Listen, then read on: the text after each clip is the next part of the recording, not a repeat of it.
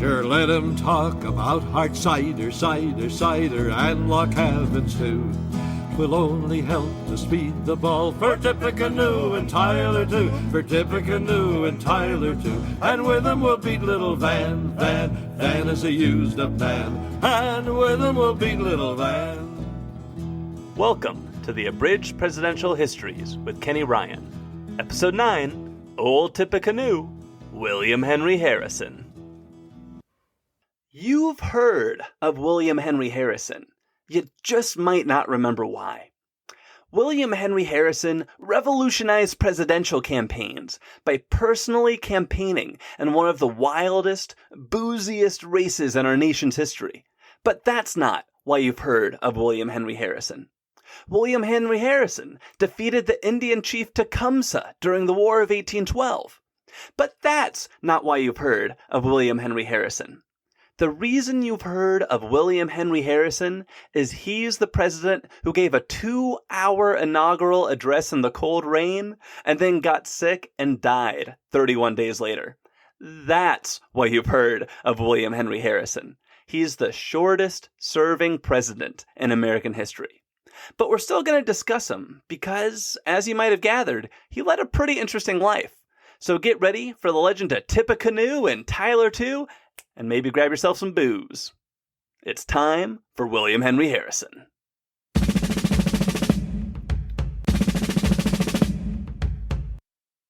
William Henry Harrison was born on February 9th, 1773, to a prominent Virginia family. His father was a 2-time governor of Virginia and a signer of the Declaration of Independence, which meant Harrison grew up hearing stories of the Revolution and the promise of American democracy, and he was keen to get involved.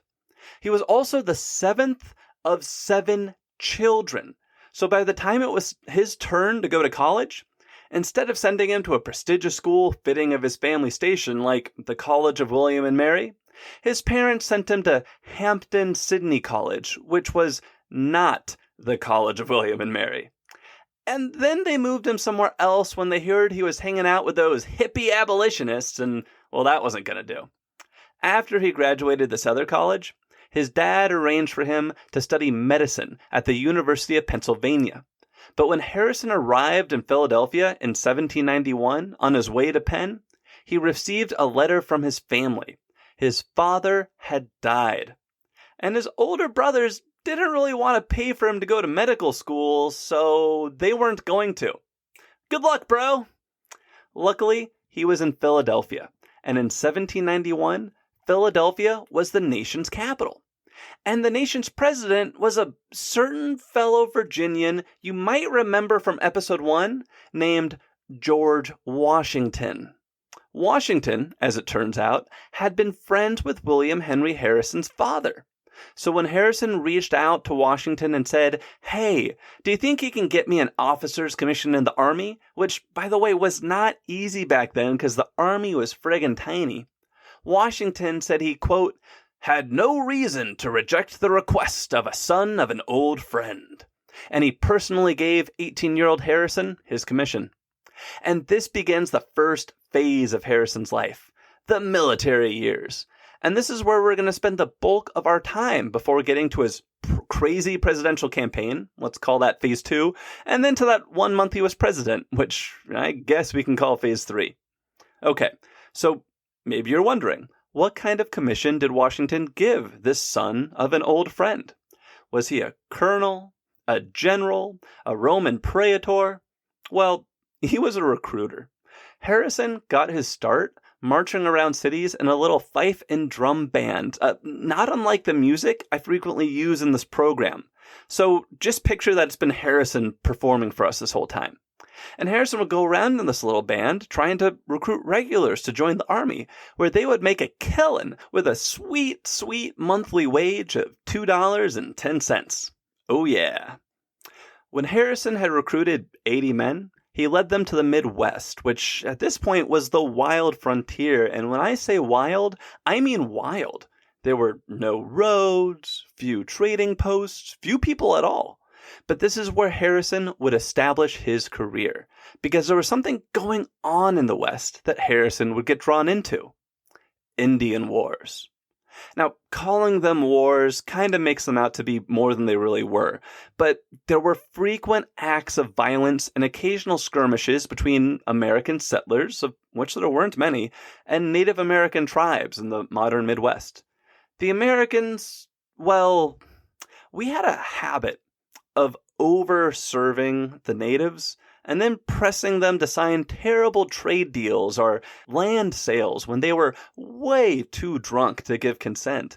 And when an American made a deal like this with one tribe, they kind of expected all the others to abide by it too. And this extended beyond the let's get them drunk trick.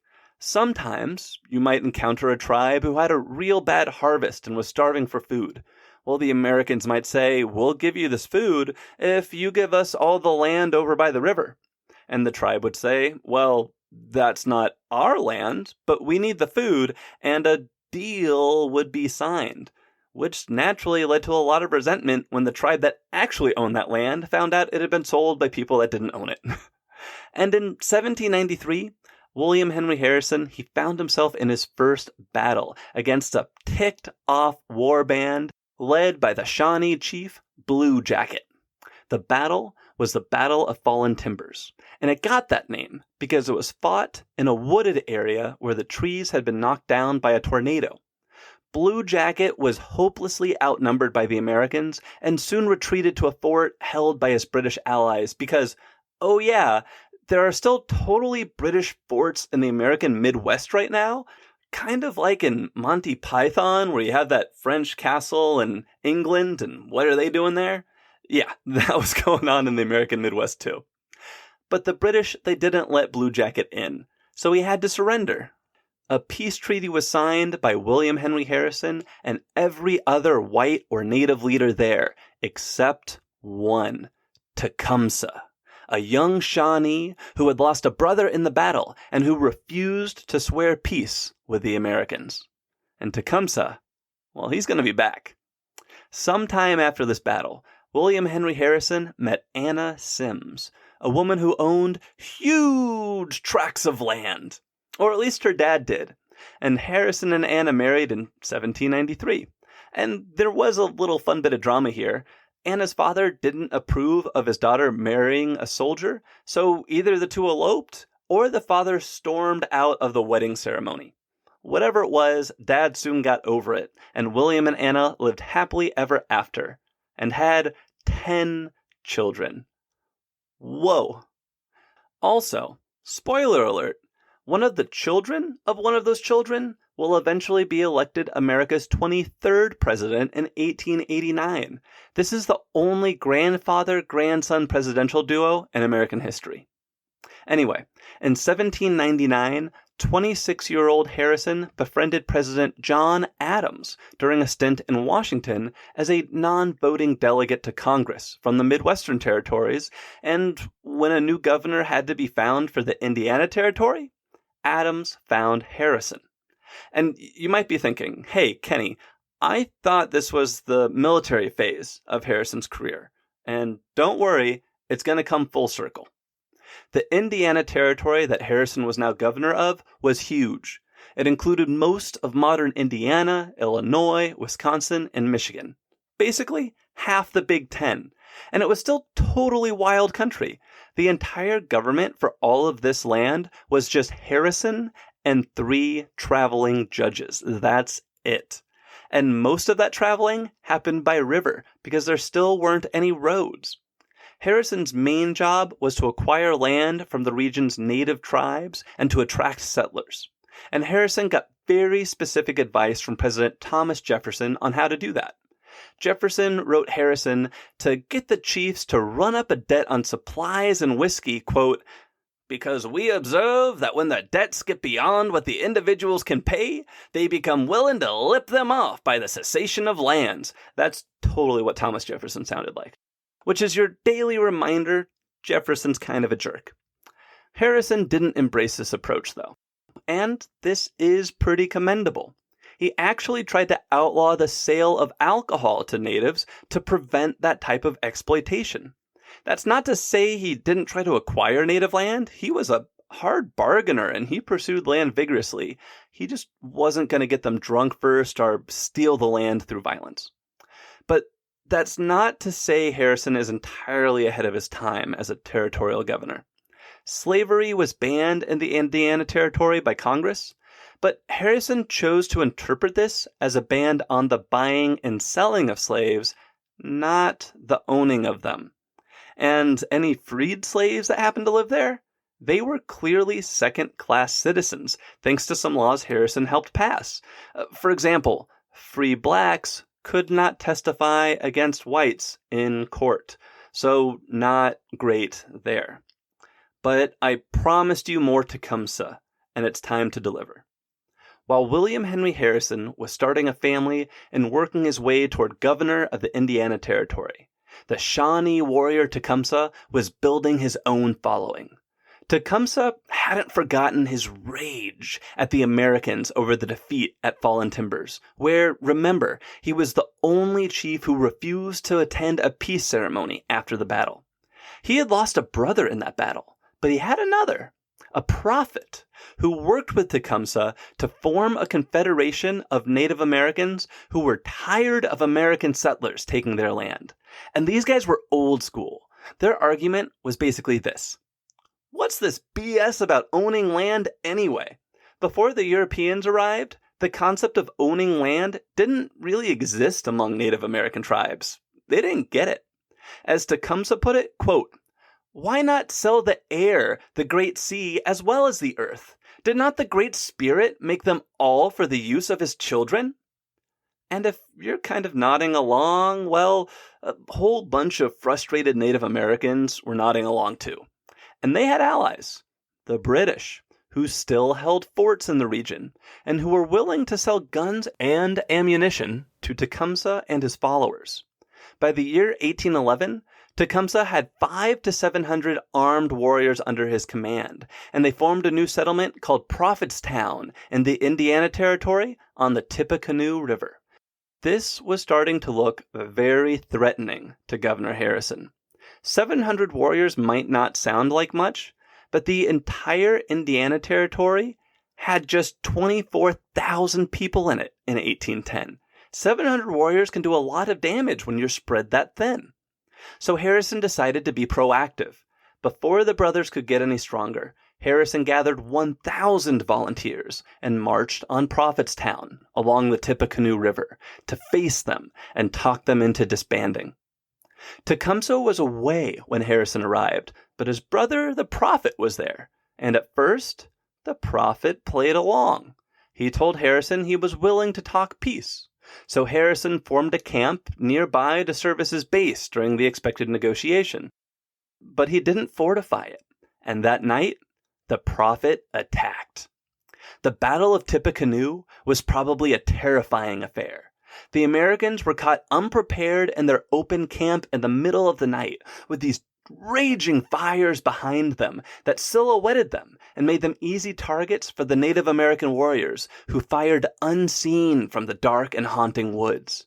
For hours, it looked like the surrounded Americans might be doomed. But the prophet just didn't have enough men to do anything more than take pot shots from the dark. He couldn't swarm the camp and overrun it, or his small number of men would be killed. When the sun rose, the Americans could begin to make out the shapes of their attackers in the woods. They counterattacked and drove the prophet away. The Americans marched into the abandoned Prophetstown and burned it to the ground. The Battle of Tippecanoe was a costly victory. The Americans lost more men than they killed, but in time, it would make a president of William Henry Harrison. But Tecumseh was still out there, and warriors still rallied to his name. And before long, they had the full might of the British Empire fighting at their side. Less than a year after the Battle of Tippecanoe, President James Madison convinced Congress to declare war on Great Britain. The War of 1812 had begun, and the Battle of Tippecanoe and the British arming of Native American war bands was one of the reasons Madison gave for asking Congress to declare it. For William Henry Harrison, the War of 1812 would largely be an Indian war, but it would also be a war he was slow to join. The young Speaker of the House, Henry Clay, supported him, other more senior and more politically well-connected men got generalships ahead of Harrison. Unfortunately for them, they were terrible generals, and soon all were defeated. I mean, one guy surrendered Detroit to the British without even firing a shot. Another, he recklessly invaded deep into Canadian territory until he was surrounded and captured.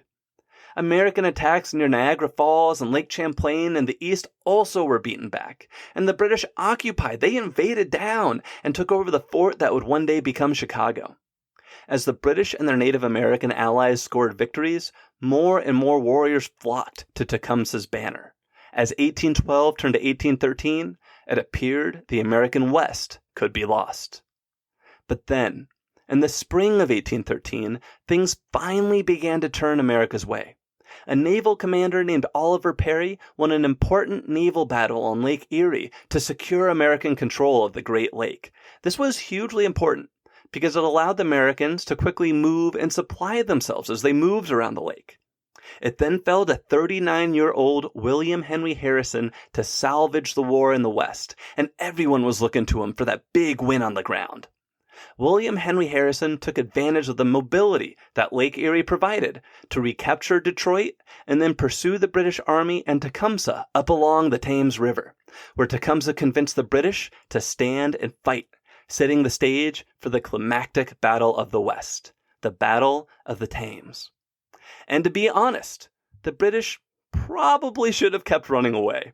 Harrison had 3,500 American volunteers under his command, and the British had just 800 soldiers and 500 Native American allies. Tecumseh and the British were outnumbered nearly 3-1.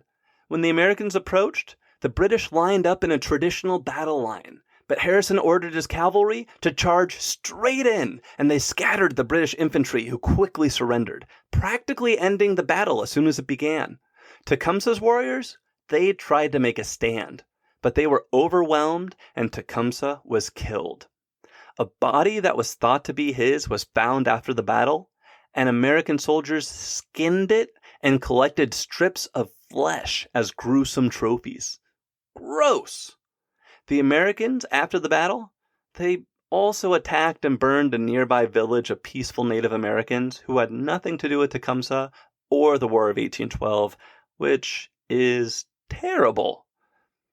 But I want to be clear. Harrison had nothing to do with the skinning, the flesh trophies, or burning the peaceful village. When the war ended, he was second only to Andrew Jackson in the pantheon of heroes from the War of 1812. As the war drew toward a close in 1814, 41-year-old William Henry Harrison retired from the military and worked to establish peace with the region's Native American tribes. The victories Harrison won against Tecumseh and the peace he secured after the war opened the Indiana Territory and the American Midwest to a wave of American settlers and centuries of prosperity. That wraps up the military career of William Henry Harrison, the man who rose to governor of the Indiana Territory and won the battles of Tippecanoe and the Thames against the Shawnee chief Tecumseh and his brother, the Prophet. And you might be thinking, with a shining resume like that, and knowing that the presidency is in his future, what did William Henry Harrison do next? And the answer is a whole lot of nothing for 20 years. That's right. After retiring from the military, Harrison spent 20 years basically accomplishing nothing. He tried his hand at businesses, but it never really worked out. He ran for office a few times, won some, lost some, and pursued political appointments. But when Andrew Jackson became president in 1828, Jackson decided the country wasn't big enough for 2 war heroes, and he kicked Harrison out of the government. A friend of Harrison, who was in Jackson's cabinet, tried to stand up for him and said, quote, "If you had seen him as I did at the Battle of the Thames, you would, I think, let him alone." To which Jackson replied, "You may be right. I reckon you are. But thank God, I didn't see him there." And so Harrison was out. By 1836, William Henry Harrison was a has-been, virtually forgotten, pitied by many, and clerking for a court to make ends meet. But fate was about to be kind. In 1836, Andrew Jackson was retiring from the presidency, and his vice president, Martin Van Buren, was running to replace him. A new political party had been formed by Henry Clay, that former Speaker of the House who once supported Harrison's military career back in the day.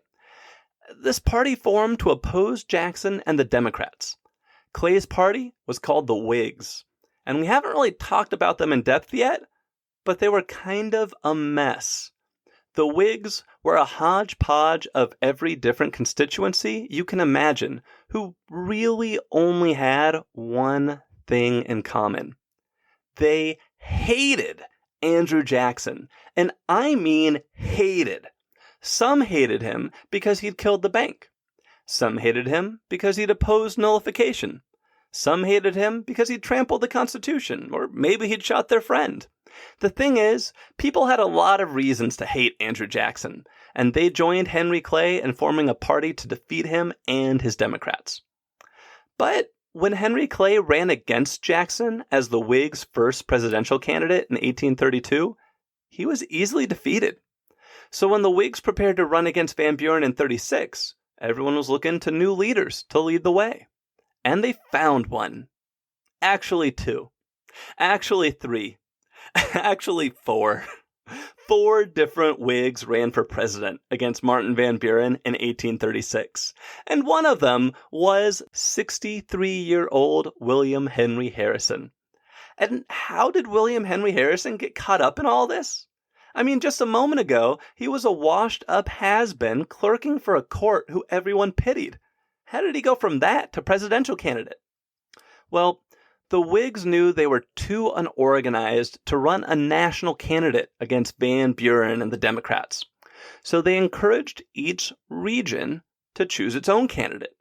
They knew none of their guys would get more votes than Van Buren, but they hoped that these regional favorites might deny Van Buren a majority, so the election could go to the House of Representatives instead, kind of like it had in 1824, and then who knows what could happen. When William Henry Harrison learned he was the favorite candidate of the Northwest, well, shoot, he was surprised as anybody. Telling a friend, quote, "Some folks are silly enough to have formed a plan to make a president of the United States of this clerk and clodhopper." But those folks did have a plan. They were going to run Harrison on 2 things. 1, he was a war hero. And 2, nobody knew where he stood on anything. Seriously. The former president of the Bank of the United States, Nicholas Biddle, who you may remember hated Andrew Jackson and the Democrats for killing his bank back in the Jackson episode, he summed up Harrison's strategy perfectly. Quote, "Let him rely entirely on the past.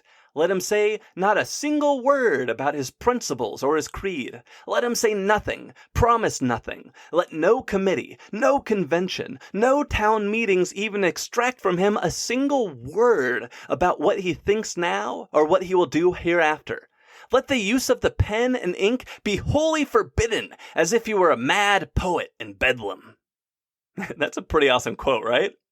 And it proved to be a good strategy. William Henry Harrison didn't win the election of 1836, but he performed better than any of the other Whig candidates. The final tally in the Electoral College was 170 votes for Van Buren, 73 for Harrison, 26 for Whig B, 14 for Whig C, and 11 for Whig D. I'm not going to bother you with their names. Harrison had not won, but he proved he had strong appeal, and he had whet his appetite for presidential politics. In 1840, he would run again. But he would not be a shoo-in that year either, because party founder Henry Clay again wanted to be the Whig nominee.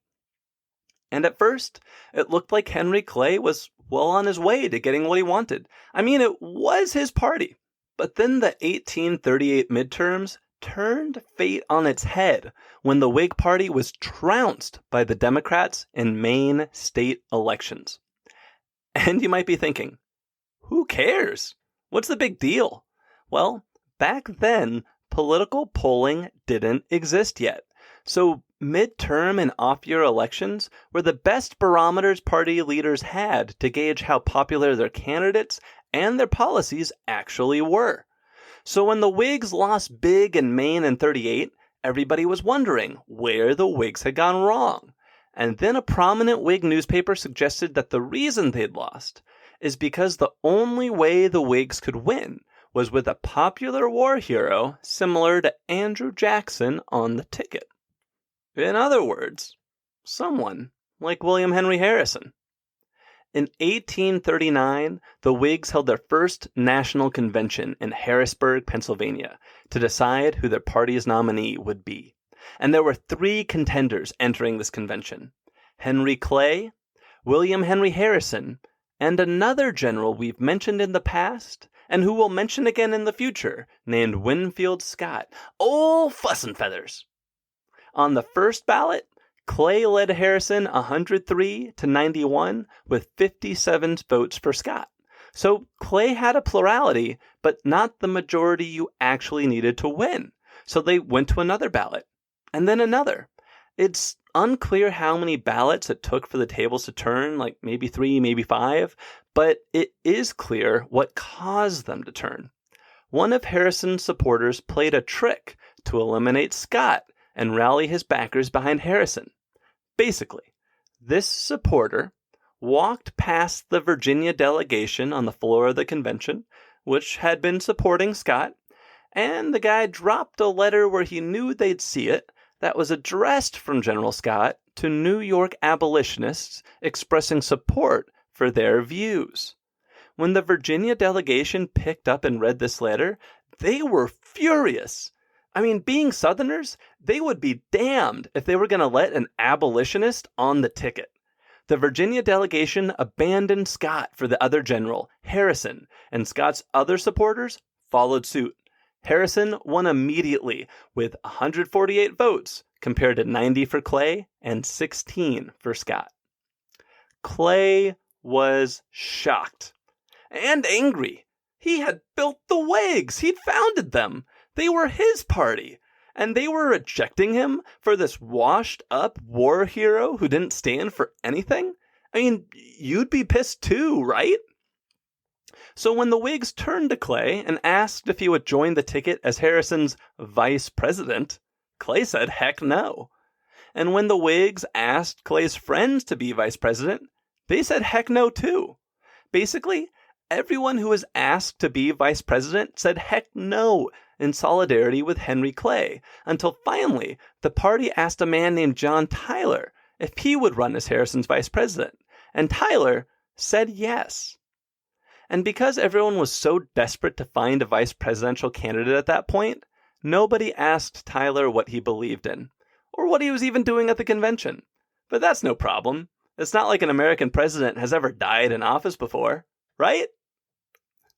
As the Whigs exited the convention of 1839, they had found their man. And as they entered 1840, they prepared to run one of the craziest presidential election campaigns of all time. It really got going when a Democratic newspaper published an op-ed trying to define Harrison in the eyes of voters before he had a chance to define himself. So this was right after the convention. And this is classic political strategy. Politicians are always trying to make voters think less of their opponents to suppress the opponent's support. And the Democrats chose to lean into the image of Harrison being a washed-up has-been by writing, quote, "Give him a barrel of hard cider and settle a pension of $2,000 a year on him, and take my word for it, he will sit the remainder of his days in a log cabin." And that little line right there might have done more than anything to make William Henry Harrison president. Because it turns out, Democrats had stumbled into one of the great truisms of American politics. If Americans can picture themselves sharing a drink with you, they're more likely to vote for you. The Harrison campaign embraced this image of a humble man living in a log cabin, drinking hard cider, and made it central to their campaign. Never mind the fact that Harrison was from a wealthy Virginia plantation family. Log cabins were built in cities across the country to serve as campaign headquarters. And they were always stocked full of hard cider, and every night was a party. One clever businessman started selling log cabin-shaped whiskey bottles. His name was E.C. Booze, And that's why we call it booze. Hard cider and whiskey flowed liberally, and the Whigs really leaned into the party half of party politics. They held marches through towns with lots of music, like that catchy ditty at the start of this episode. Van, van, van's a use up man, man, man. I love it. Sometimes they'd start these marches by making huge papier-mâché balls, and I mean like tall as a man, and then they'd paint campaign slogans all over them and roll them down Main Street ahead of the parades. This is where the phrase, "get the ball rolling," comes from. Now, sticking with Biddle's advice, Harrison said hardly a word about his beliefs or values during the campaign, but he leaned hard into his legacy as a war hero from 1812. Remember the battle against Tecumseh's brother at the Tippecanoe River? Harrison's rallying cry became Tippecanoe and Tyler too. Tippecanoe being Harrison, and Tyler too being John Tyler.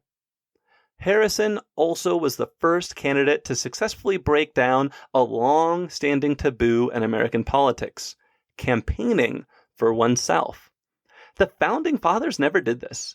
They wanted to be like virtuous old Romans that they romanticized in their histories, waiting for the public to summon them to duty. They let their friends do the campaigning. But Harrison, well, he was so successful at not saying anything that Democrats started accusing him of being unable to think for himself. So he felt he had to get out there and start telling old war stories and preaching the party line in rallies and speeches all across the country. He had an exhaustive schedule. So when I say the average American could picture themselves drinking with Harrison, they could actually picture themselves drinking with Harrison. Van Buren's campaign tried to combat this, begrudgingly. Like, to counter all those log cabins, they opened OK clubs. OK stood for Old Kinderhook, Van Buren's hometown. And this might be the origin of saying things are okay. But, well, you may remember from Van Buren's episode, this is the campaign where his campaign song went to the tune of Rockabye Baby. I mean, that's not exactly lighting the world on fire. The closest thing Van Buren had to someone who could fight at Harrison's level was his vice president, Richard Mentor Johnson, whose only claim to fame, and I mean only, like this is basically why he was on the ticket, is that he had fought in Harrison's army at the Battle of the Thames, and some claimed he had fired the shot that killed Tecumseh. And the Van Buren campaign played this up. There was a traveling stage act that went town to town reenacting the killing of Tecumseh, and it would display a blood-stained propped clothes that it claimed that's what Tecumseh had been wearing when he was shot. And it had a prop rifle that said, "This is the rifle that killed Tecumseh." I mean, this campaign was absurd. That's the kind of stuff that people are being asked to pick a president on. But frankly, Martin Van Buren could have kicked off his shoes and shared a drink with every American in the country in 1840, and it would not have done him any good. The United States was still suffering from the tail end of that Great Depression before the Great Depression that began with the Panic of 1837, that great financial collapse we talked about in Van Buren's episode. And no amount of campaigning or alcohol could make Americans forget it. The election of 1840 was one of the highest turnout elections in American history. 80.2% of eligible voters cast their ballots, compared to roughly 55%, say, in our recent couple elections, 2012 and 2016. And when the ballots were counted, William Henry Harrison trounced Van Buren 234 to 60. It was a rout.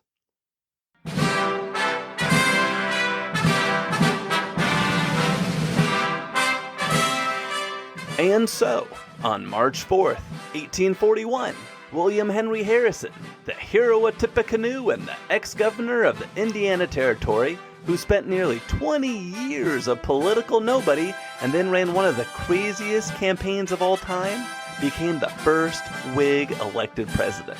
At 68 years old, he was the oldest person yet elected to that office, and he's still the third oldest at the time of this recording in September 2020. But what did the world and the country look like when Harrison became president? Let's take a look. Internationally, An independent Texas was petitioning the United States for entry. But no president had been willing to touch that hot potato because of the questions it would raise about the expansion of slavery, and because Mexico still kind of said Texas was theirs. In Asia, the first Opium War had broken out between Britain and China. It was a war Britain would win, resulting in their acquisition of Hong Kong and then the signing of some trade deals that would be disastrous for China's Qing dynasty. This is like the end of dynasty power in China. Domestically, the United States was growing rapidly. The population had increased 36% the previous 10 years, and this really isn't a country of immigrants yet. We are growing the old-fashioned way right now. In 1840, 68% of Americans worked in agriculture, 12% worked in industry, and 20% worked in services. Now compare that to today, when only 1.3% of Americans work in agriculture, 20% are in industry, and a whopping 79% are in the service industry. That's according to the U.S. Bureau of Labor Statistics. In 1840, the economy was finally beginning to recover from the depression that had followed the Panic of 1837. Railroads were starting to take root in the Northeast. And so what did William Henry Harrison do as president? Well, he started by giving the longest inaugural address in American history, speaking for more than 2 hours in pouring winter rain. And then he got sick. And then it looked like he was getting better. And then, 31 days after being sworn in, he died. Probably killed by DC's terrible sanitation. The nation's capital didn't yet have a sewer system, so the city's human waste dumped out into a little marsh not far from the White House and the city's drinking water, which is gross and possibly deadly to 2 American presidents. We'll get to the other one later. That's the presidency of William Henry Harrison. And all of a sudden, Vice President John Tyler, the guy who was vice president because nobody else wanted the job, the guy no one had even bothered to ask what he believed in, he was the president. And as it turns out, that's gonna be a problem. But we'll leave that for Tyler's episode. So, how had the country and the world changed during Harrison's presidency? Well, a month had passed. Everyone was a month older. I mean, what did you expect? That's about it. Nothing happened. So, if anyone ever asks you to name 3 things about William Henry Harrison, you can find all 3 things in his old campaign slogan. Tippecanoe and Tyler too. Tippecanoe refers to his battles against the Indian chief Tecumseh and his time as governor and a general in the Indiana Territory. The full phrase, Tippecanoe and Tyler too, that reminds us of that crazy presidential campaign of 1840 with all the hard cider and campaign songs and total lack of discussing issues. And Tyler too reminds us of his Vice President John Tyler, who nobody vetted and who became president because William Henry Harrison died a month after being sworn in. So, what can we learn from Harrison? Honestly, take care of yourself. Physically, mentally, emotionally, all your health, the whole kit and caboodle. People out there rely on you, and you do not want to pull a William Henry Harrison and drop dead on them when they need you and John Tyler's in the wings. I do want to leave you with one other story, though. It's a story you might have heard before, and it begins the day of William Henry Harrison's funeral. An African-American man who had been born free in New York was visiting the nation's capital that day when he was drugged and kidnapped into slavery and then sold into the South. The man's name was Solomon Northup, and he spent 12 years a slave before his friends back north could find him and free him from bondage. The memoir he'd write about his experience in slavery in the South, which was turned into a movie in 2013, would shock the Northern conscience and help turn the North away from tolerance of slavery toward opposition to slavery in the decade before the Civil War. Thank you for listening to today's episode of Abridged Presidential Histories. If you enjoyed it, please subscribe and leave a 5-star review on your podcast listening platform of choice. You can follow the show on Facebook at Abridged Presidential Histories or on Twitter at APH Podcast. If you'd like to support the show, you can look it up on Patreon or go directly to www.patreon.com/Abridged Presidential Histories. It helps me buy books and pay to host the show. The music in today's podcast was a public domain recording of the United States Army Old Guard, Fife, and Drum Corps. The intro music was a recording of Isaac Brands from Smithsonian Folkway Records.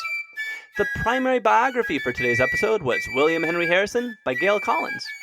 In our next episode, we're going to take a detour down to Texas, which the United States is about to annex, causing all sorts of problems. We'll catch you up on what the Texans have been up to through the eyes of a man the Cherokee called either the Raven or the Big Drunk, depending on his current behavior. Get ready for Sam Houston, first president of the Republic of Texas. That's next time on Abridged Presidential Histories.